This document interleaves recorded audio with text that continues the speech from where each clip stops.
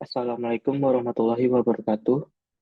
Perkenalkan, saya Muhammad Mijdan Barik dengan NIM 2151301, jurusan Teknik Lingkungan. Pertama-tama yang saya hormati Bapak Sofwan Hadi Kusuma LCMA selaku dosen pengampu Islam Rahmatan lil Alamin kelas O. Di sini saya akan menjawab soal UTS yang diberikan pada tanggal 3/11 November 2023.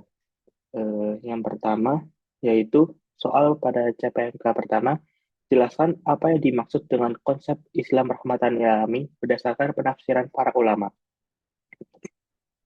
Di sini saya akan menjelaskan garis besarnya dulu.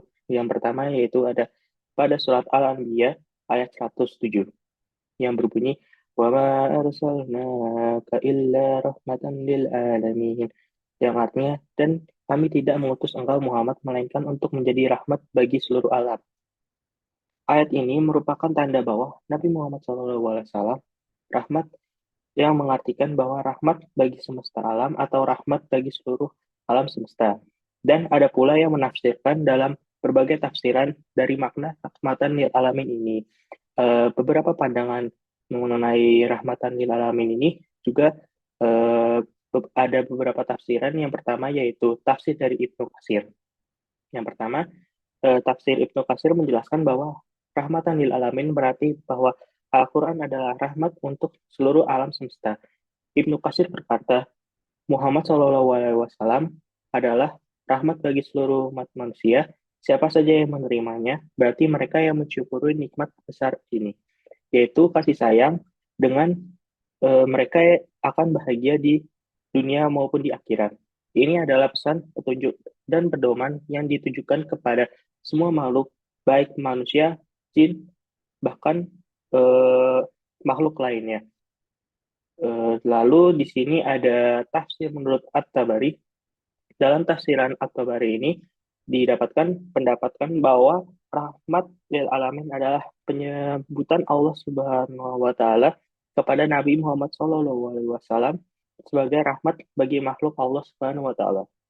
Menurut At-Tabari, juga rahmat lil alamin mencerminkan sifat-sifat Allah yang Maha Pengasih dan Maha Penyayang. Ayat ini menunjukkan bahwa pesan Al-Quran dan rahmat dari Allah yang diberikan kepada seluruh alam semesta, baik manusia maupun makhluk lainnya. Ini juga merupakan tanda kasih sayang yang diperhatikan Allah Subhanahu wa Ta'ala sebagai penciptanya. Lalu yang ketiga itu ada tafsir menurut Fizalil atau Sayyid Qutb. Menurut Fizalil Quran yang ditulis oleh Said Qutb adalah tafsir yang mencerminkan pandangan pemikiran Islam modern. Menurut Said Qutb, rahmatan lil alamin berarti bahwa Al-Quran adalah rahmat universal yang ditujukan untuk seluruh alam semesta, bukan hanya untuk satu golongan tertentu atau bangsa tertentu. Di sini juga menjelaskan bahwa pesan yang termasuk dalam Al-Quran tersebut merupakan pesan universal yang membawa petunjuk, kebijaksanaan, serta pedoman bagi seluruh umat manusia tanpa memandang ras, etnis, budaya, maupun suku. Di sini juga menjelaskan untuk mengajak seluruh umat manusia mengikuti petunjuk Allah dengan penuh kasih sayang tersebut. Nah, ini merupakan acuannya dari sitas yang menunjukkan dari Mu'tazilah dan Wanabi yang berjudul Tafsir Ayat Rahmatan lil Alamin menurut penafsir Ahlul Sunnah. Lalu yang nomor dua, yaitu soal nomor kedua, berikan penjelasan hubungan antara perintah perang di masa awal Islam dengan konsep Islam sebagai agama kasih sayang. Di sini yang nomor dua, yaitu perang merupakan kegiatan yang sangat disenggani atau sangat ditakuti pada setiap orang. Dalam Al-Quran juga menjelaskan bahwa perang merupakan suatu yang dibenci umat manusia. Al-Quran juga menyatakan bahwa boleh boleh jadi di balik sesuatu yang tidak disukai itu terdapat kebaikan yang tidak diketahui manusia. Makanya itu bisa dilakukan peperangan. Itu pun juga sebaliknya boleh Jadi pula sesuatu yang disegani umat manusia terdapat membawa petaka bagi hidup mereka. Itu menurut surah Al-Baqarah ayat 216.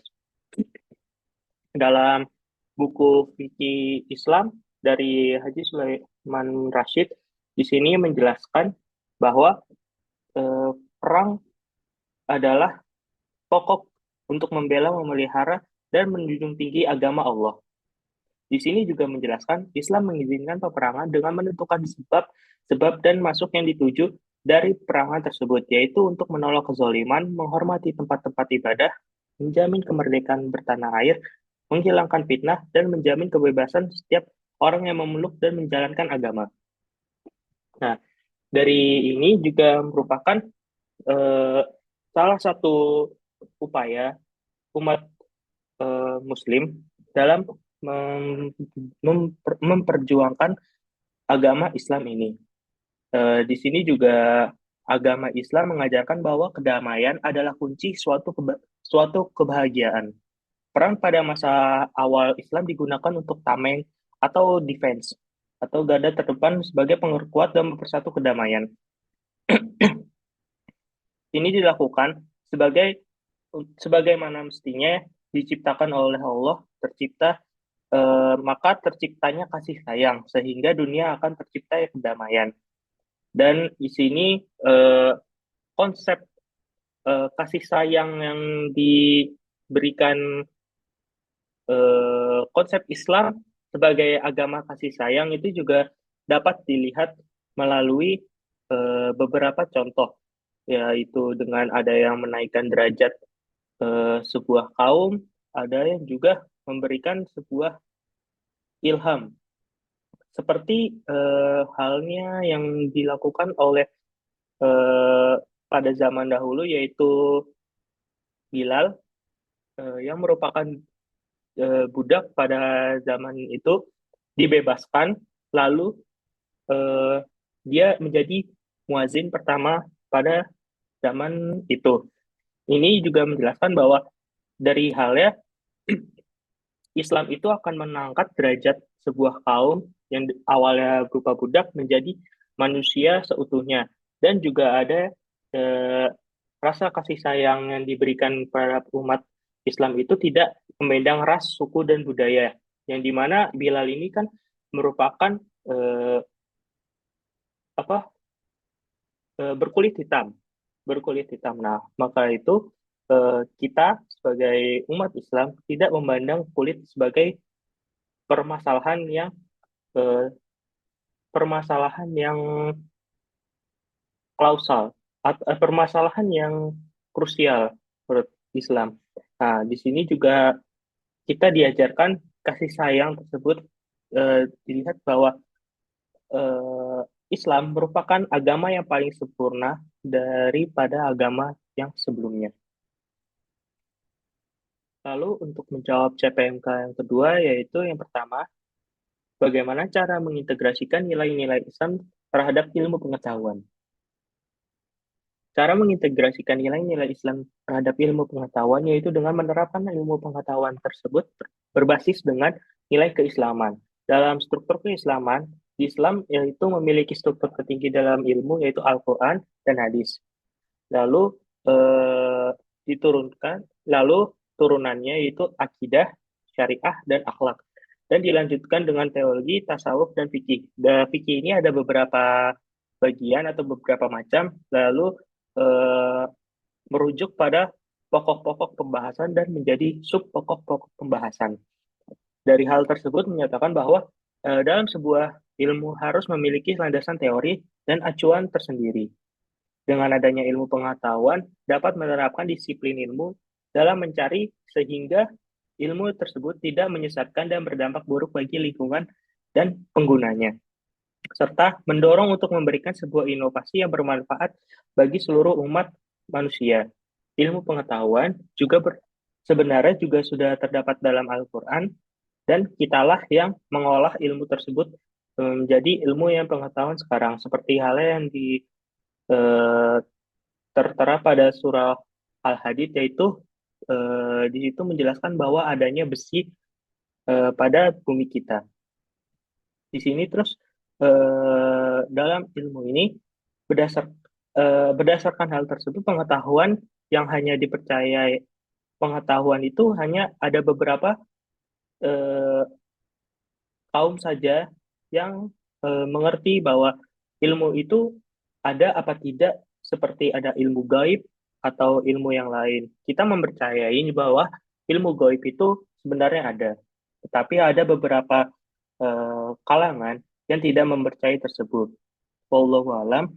Tetapi dalam ilmu keislaman kita bisa mengetahui bahwa eh, ilmu itu memiliki struktur tertinggi yaitu Al-Quran yang merupakan firman dari Allah Subhanahu wa Ta'ala. Juga ada beberapa kasus yang diberikan yaitu ilmu itu harus ada sebuah kebenaran yang konkret.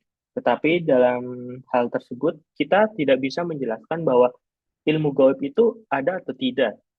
Tetapi kita percaya sebagai umat Islam bahwa ilmu itu ada, ilmu gaib itu ada. Dan ini harus berdasarkan nilai-nilai keislaman yang ada. Maka ilmu pengetahuan eh, harus kita tekuni dan kita disiplinkan. Dalam hal ini, ilmu pengetahuan merupakan eh, jendela dunia atau jendela ilmu yang memberikan kita eh, sebuah pandangan yang cerah, yaitu perpindahan dari zaman jahiliyah ke zaman yang terang benderang ini. Maka oleh karena itu, ilmu sangat bermanfaat bagi kita, umat manusia, untuk menerapkannya harus memiliki struktur-struktur dalam nilai keislaman tersebut agar tidak menyesatkan serta eh, tidak melakukan dampak-dampak buruk terhadap umat manusia maupun sekitarnya. Lalu ada juga dampak negatif yang jawaban kedua, soal kedua yaitu apa dampak negatif dari tidak adanya integrasi nilai Islam terhadap ilmu pengetahuan. Nah, di sini dampak negatif yang ditimbulkan jika tidak ada integritas nilai Islam, keislaman terhadap ilmu pengetahuan, yaitu terjadinya kesalahpahaman terhadap ilmu pengetahuan yang dapat diartikan majemuk oleh beberapa kalangan. Maka terjadinya perselisihan dan timbullah permasalahan eh, sehingga dapat memecahkan suatu kaum atau beberapa golongan tertentu dan berdampak hingga peperangan. Di sini juga permasalahan timbul akibat pemecahan tidak dapat memecahkan suatu permasalahan tertentu dengan sesuai kaidah dari Islam tersebut. Sehingga tidak ada sebuah kemajuan atau inovasi yang terdapat dari penerapan ilmu pengetahuan tersebut dan dapat menimbulkan permasalahan antar golongan maupun umat manusia. Sekiranya cukup jawaban dari saya, kurang lebihnya mohon maaf. Wassalamualaikum warahmatullahi wabarakatuh.